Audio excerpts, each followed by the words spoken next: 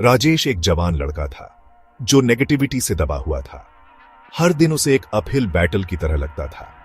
अपने ही ख्यालों के बोझ के खिलाफ एक स्ट्रगल।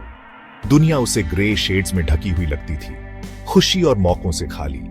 छोटे छोटे काम भी उसे इम्पॉसिबल लगते थे, फेलियर के अंधेरे में। सूरज उगता, आसमान को सोने और लाल रंगों से रंगता, पर राजेश को बस एक स्कॉचिंग डे का वादा दिखता। चिड़ियां अपनी मीठी धुनें गाती, पर उसके कानों को बस शोर सुनाई देता, एक कैकोफनी जो उसकी नसों पर सवार होती। उसका दिमाग डाउट और निराशा के बीज से भरा एक बगीचा होप के सीड्स को दबा देता था जो उगने की कोशिश करते थे।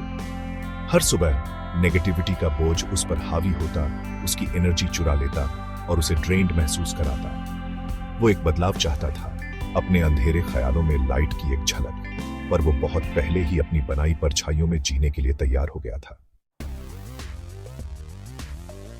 एक दिन एक शांत पार्क में टहलते हुए राजेश की नजर एक बरगद के पेड़ के नीचे शांति से बैठे एक बूढ़े आदमी पर पड़ी। उस आदमी की प्रेजेंस से एक ऐसी ट्रैंक्विलिटी झलक रही थी जिसने राजेश को अपनी ओर खींचा, उसके अंदर के टर्मोइल से बिल्कुल अलग।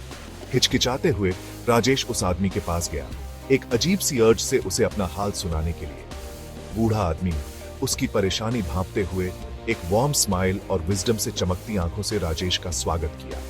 राजेश अब अपनी निराशा को रोक न पाया और उसने बूढ़े आदमी के सामने अपना दिल खोल दिया। उसने अपनी कांस्टेंट नेगेटिविटी, हर ख्याल पर छाए होपलेसनेस और अपने ढोए जा रहे डिस्पेयर के हैवी वेट के बारे में बताया। बूढ़ा आदमी पेशेंटली सुनता रहा, उसकी नजरें कभी नहीं हटी, मानो वो राजेश की सोल में झांक रहा हो। जब राजेश खत्म हुआ तो बूढ़े आदमी ने बोला, उसकी आवाज एक जेंटल मर्मर थी जिसमें सालों का एक्सपीरियंस और विजडम था। जवान आदमी, उसने शुरू किया, तुम्हारा दिमाग एक बगीचे की तरह है, तुम उसमें जो बोओगे वही उगेगा। बूढ़े आदमी ने राजेश को एक कहानी सुनाई, एक सिंपल सी कहानी एक किसान और उसके दो बेटों के बारे में। एक बेटा अपने ऑप्टिमिज्म के लिए जाना जाता था, हर सिचुएशन में अच्छाई देखता था, जबकि दूसरा एक पेसिमिस्ट था जो सिर्फ नेगेटिव पर फोकस करता था।